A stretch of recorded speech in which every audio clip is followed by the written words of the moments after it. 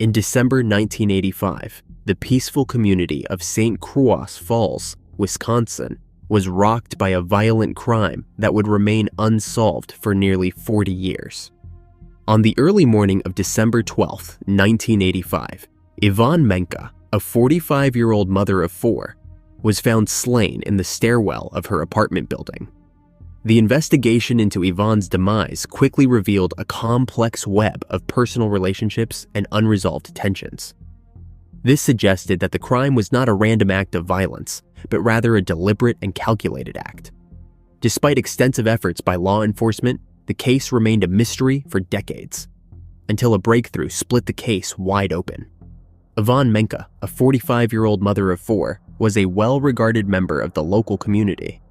Yvonne was entangled in a tumultuous love triangle involving a man named Jack Owen. Yvonne and Owen were in a relationship that was complicated by his involvement with another woman. This love triangle would set the stage for the tragic events that were to unfold. On the early morning of December 12, 1985, Yvonne left her apartment to start her car, unaware that a violent confrontation was about to occur. The crime scene was a rear stairwell of her apartment building. As Yvonne approached her vehicle, she was ambushed by an assailant who had been lying in wait. The attack was cold and deliberate, the perpetrator, having stalked her and planned the attack with chilling precision, followed her. Once they reached the stairwell, the assailant shot Yvonne 3 times. 1 shot struck her in her neck, and 2 more hit her in the back of her head as she lay on the ground, incapacitated and vulnerable. The brutal execution left Yvonne to pass away alone on the dark and cold stairwell. The crime scene was discovered shortly after the crime had been committed, with investigators finding Yvonne's lifeless body and the shell casings from the shots fired. The investigation revealed that the crime was not a spur-of-the-moment act, but rather a premeditated and methodical execution.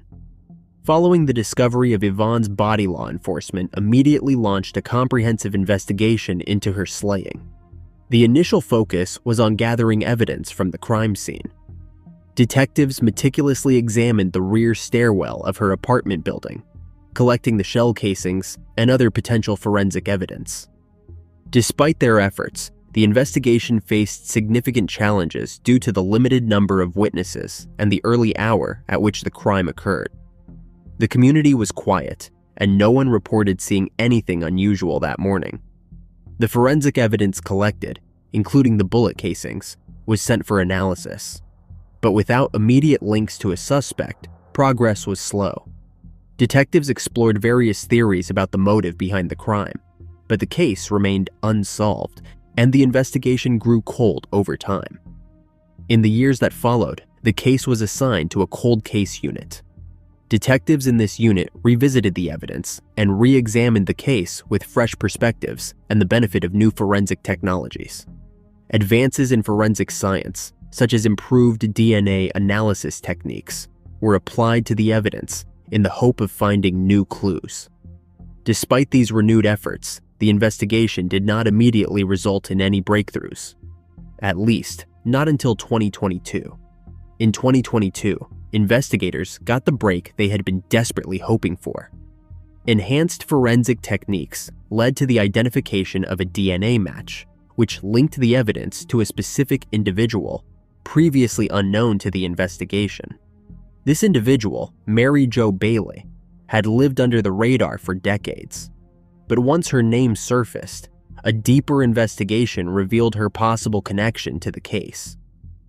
Bailey's history and background were scrutinized, and it was discovered that she had been involved in a romantic relationship with Jack Owen, who was also connected to Yvonne Menke. This relationship, coupled with the newly discovered forensic evidence, provided a substantial motive and a clear link to the crime. As the investigation tightened around Bailey, law enforcement conducted a thorough search of her past and interviewed her acquaintances. The evidence accumulated pointed increasingly towards Bailey as a prime suspect. The investigation team gathered enough corroborative evidence to seek an arrest warrant. In August 2023, Bailey was arrested in Arizona, where she had been living.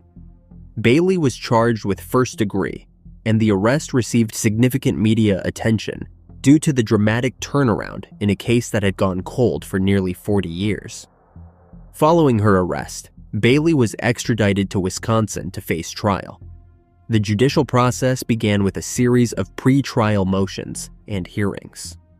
During this period, Bailey maintained her innocence and did not provide any statements or explanations regarding the crime. The trial, which took place in 2024, was highly anticipated and closely followed by the public, with many hoping for justice for Yvonne Menke and her family after decades of waiting. Mary Jo Bailey was sentenced on July 2, 2024, to life in prison. She will be eligible for parole in 20 years. The resolution of the case brought a sense of closure to Yvonne's family, who had lived with the pain of her loss and the uncertainty of an unsolved crime for years. Before Bailey's sentence was announced, 3 of Yvonne's children, Julie Connors, Sue Raska, and James Menke Jr., provided statements. Julie said, "You waited in a dark stairwell to maliciously take the life of my mom. You sentenced us to a life filled with pain, sadness, and hurt." James Jr. said, "To me, this is not justice. She got to lead her life. We did not live ours. But it is as close as it is going to get. So now we can finally put this behind us. But Bailey should never be let out again." In May 1996, Laura Lollie Winans and Julie Williams set out for a serene getaway in Shenandoah National Park in Virginia. But what was meant to be a peaceful retreat would turn into a horrifying nightmare. The couple disappeared, and after weeks, the search for the missing women culminated in a heartbreaking discovery. With advancements in forensic technology, the case was reignited, and a breakthrough would finally unravel decades of questions. Lollie Winans and Julie Williams lived lives centered on their love for nature and dedication to helping others. Lollie, who was 26 at the time, had a dynamic personality that seemed made for the wilderness. Growing up in Grosse Pointe, Michigan, she came from a privileged background, but felt more at home in hiking boots than in the structured world she had known. After leaving her traditional college education, Lollie found her calling at Unity College in Maine, a school that emphasized environmental studies and sustainability. There, she trained to become a wilderness guide and worked with at-risk youth, using nature as a tool for healing and growth. 24-year-old Julie had just graduated from Carleton College in Minnesota, where she earned a degree in geology. Julie's connection to nature was deeply academic as well as personal. She wanted to dedicate her life to studying and protecting the environment. The two women had met through shared circles in the outdoor community, and their relationship grew out of a mutual love for nature. They complemented each other, Lollie's outgoing nature balanced by Julie's quieter presence.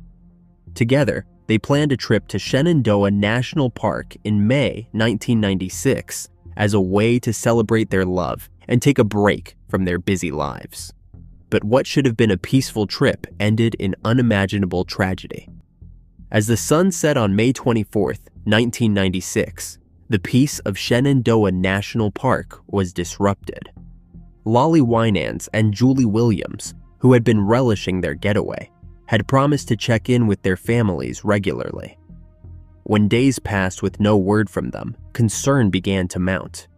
By May 29th, Julie's worried parents reported them missing to local authorities, prompting a search that would eventually lead to a devastating end. Park rangers, assisted by local volunteers and state troopers, scoured the trails and campsites where Lollie and Julie were last known to be.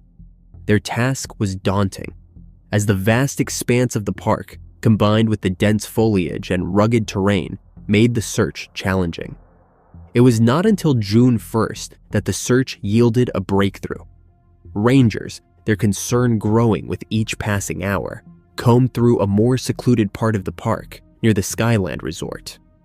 Hidden away in the underbrush near the edge of their campsite, the rangers found the bodies of Lollie and Julie. The scene was chilling. The women were found with their throats slashed, their bodies nude and exposed, left in a manner that spoke of a violent and deliberate act. Early on in the investigation, the focus shifted to Daryl David Rice, a man with a troubling past. Rice, a local resident with a known history of violence against women, became a prime suspect. Authorities noted that Rice had previously been accused of attacks in the same park, which seemed to draw a troubling connection to the brutal slayings. Rice was charged, and the case seemed to be heading toward a resolution. But the investigation faced a major setback. In 2004, the prosecutors dropped the charges against Rice when DNA evidence conclusively failed to link him to the crime scene. The revelation was a crushing blow for those seeking justice for Lollie and Julie. In the wake of the investigation's standstill, the breakthrough finally came in 2021, nearly 25 years after Lollie Winans and Julie Williams were found lifeless. The FBI's Richmond field office, driven by advances in forensic science and a commitment to solving the cold case, took a fresh look at the evidence. They re-examined old leads, revisited witness statements, and subjected previously collected DNA samples to modern testing techniques. In June 2024, the moment came when a new round of DNA analysis revealed a striking match. This new testing identified a DNA profile that linked back to Walter Leo Jackson Sr., a convicted serial offender with a troubling criminal history. Jackson, who had been serving time in an Ohio prison before his passing in 2018, became the new focus of the investigation. The match was significant, not just because it identified a suspect, but because it marked a nearly 100% certainty that Jackson was responsible for the brutal crimes.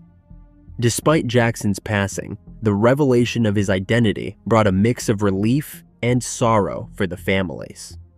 Julie's father, Tom Williams, said it is immaterial to him that his daughter's perpetrator lost his life.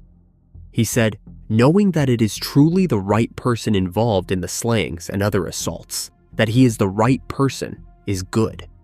It would not serve me or anybody having to sit through a trial legally saying this is the person and putting him away." On a July night in 1994 in Scottsdale, Arizona, Angela Marie Maher, just 21, was heading home after a simple act of kindness, a ride for a friend. But in a cruel twist of fate, her path crossed with that of a drunken driver whose recklessness would shatter lives and evade justice. Angela Maher was born and raised in Scottsdale, Arizona. Her father's untimely demise in 1991 left a void in her life, but Angela and her family continued to support one another with resilience and love. In high school, Angela's caring nature became evident through her active involvement with Students Against Drunk Driving, a movement she embraced passionately after losing a close friend to a drunk driving accident. By 1994, Angela was a senior at Creighton University in Omaha, Nebraska, where she continued to excel academically and personally. In late July 1994, Angela returned home to Scottsdale for a brief visit, intending to celebrate her mother Rosemarie's 57th birthday. After the birthday celebrations were over, Angela set out at around 10 p.m. in her mother's white Oldsmobile to pick up a friend from a local bar, Styx, before returning home. Angela drove southbound along Scottsdale Road, heading toward her destination. But unbeknownst to her, 31-year-old Gloria Schulze was leaving a bar called Thunder and Lightning.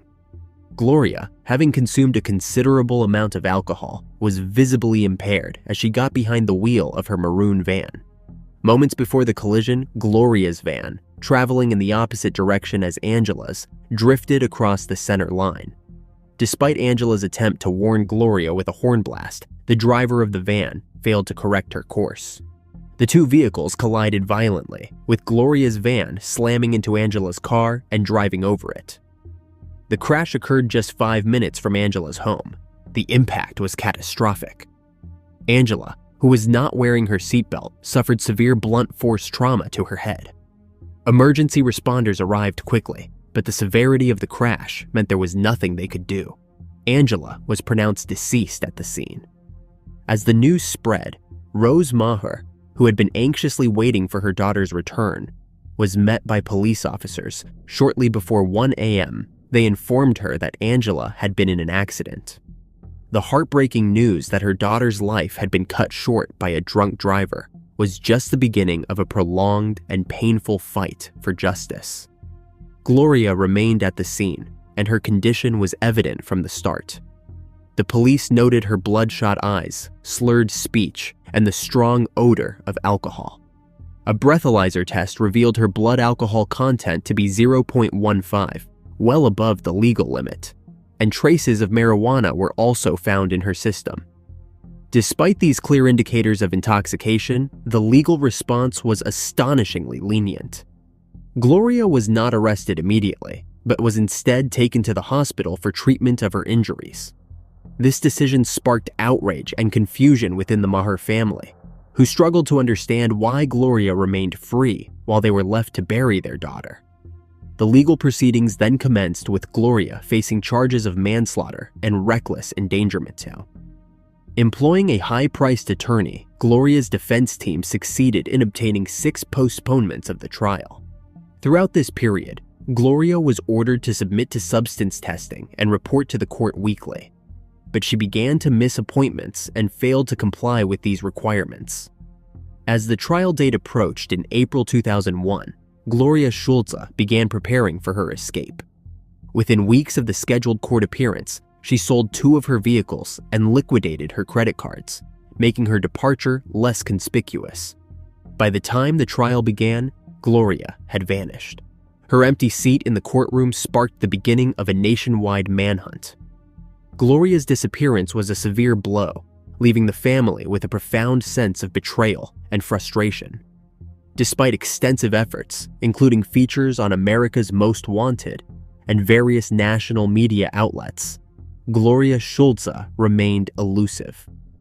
In the spring of 2024, a breakthrough in the long-buried case of Angela Maher's perpetrator surfaced, delivering a shockingly unexpected twist. For decades, Gloria Schulze had evaded capture by fleeing the country and reinventing herself. The cold case had seemed destined to remain unresolved until an anonymous tip led investigators to a surprising discovery. The breakthrough came after an anonymous source reached out to the Scottsdale police, directing them to a news article that had been published in Yellowknife, Canada. This article was an obituary for a woman named Kate Dooley, who had lived in Yellowknife and had passed away from cancer in December 2019. The article detailed Dooley's life in Canada, including her involvement in local community events and her work in the mining industry. The name Kate Dooley was a significant clue. Through further investigation, it became evident that Kate Dooley was, in fact, Gloria Schulze, the elusive drunk driver who had fled the United States in the wake of her fatal crime. Gloria had successfully evaded the American justice system by adopting a new identity and starting a new life far from her past. In Yellowknife, she became a well-known figure, admired for her work in organizing community fireworks shows and contributing to local events. She had blended into her new community, far removed from the crime she had committed nearly 3 decades earlier. Upon learning of Gloria's new identity, Scottsdale investigators re-examined the case. They found that Gloria had been arrested again in 2009 in Yellowknife for a DUI, a glaring indication that her criminal history had followed her across borders. Despite this, the arrest did not prompt a notification to the U.S. authorities or a connection to her past offenses. Gloria had managed to slip through the cracks, continuing her life under her new identity without the shadow of her past crimes catching up with her. The revelation of Gloria's new identity and her life in Canada stirred up a storm of emotions for the Maher family. While Gloria Schulze had passed away before justice could be served, the discovery brought a semblance of closure to a case that had long seemed forgotten. In 1978, the lifeless body of an 18-year-old woman was discovered by the side of a road in Germany. With 14 stab wounds and a trail of clues, the case baffled investigators. As the years passed, the investigation grew cold, but recent advancements in forensic science have brought new attention to this chilling crime. As old leads were revisited and fresh evidence emerges, the dark secrets of that fateful night might finally come to light. Cornelia Humpfer, an 18-year-old from Germany, was an active member of her church's music group, the Band of Jericho, where she was admired for her talent and dedication. But her life would take a tragic turn when she became romantically involved with a man named Tommy Molina. Tommy Molina was a 24-year-old American soldier stationed in Schweinfurt, Germany in the late 1970s. At the time, he was serving in the U.S. Army and was accompanied by his first wife, Linda Molina, and their young son.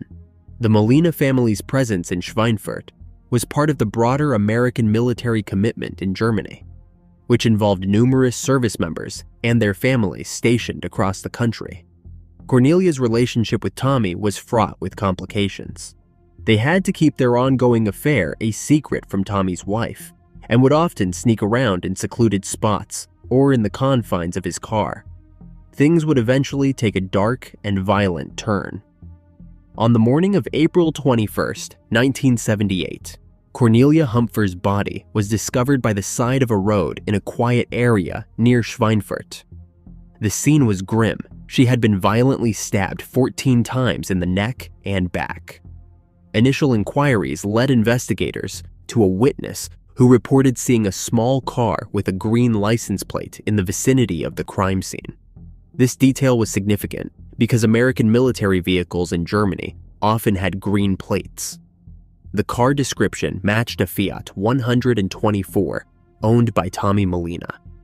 As the investigation unfolded, German authorities questioned Tommy 5 days after the slaying.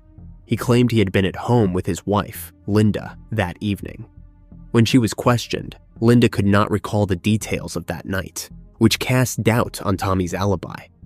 The autopsy revealed that Cornelia had been stabbed with a knife, leaving behind crucial evidence that might have linked the crime to her assailant. Despite the detailed findings, including the nature of the wounds and the presence of male DNA inside her body, the case quickly went cold. In 1978, forensic technology was not advanced enough to provide a clear link between Tommy and the crime scene. While the witness description of a green license plate matched Tommy's car, this alone was not enough to establish his involvement in the stabbing. The initial lack of concrete evidence and the challenges in connecting Tommy directly to the crime led to a slow progression in the investigation. Months turned into years with little advancement in the case. In 1995, a significant lead emerged when Tommy Molina's third wife, Cindy Newstead, reported to U.S. Army criminal investigators that Tommy had confessed to her, while intoxicated, about his involvement in Cornelia's slaying. He revealed to her that he had been having an affair with Cornelia and that she was pregnant with his child, threatening to expose their relationship. This confession, although not immediately actionable, kept the case alive in the investigator's mind.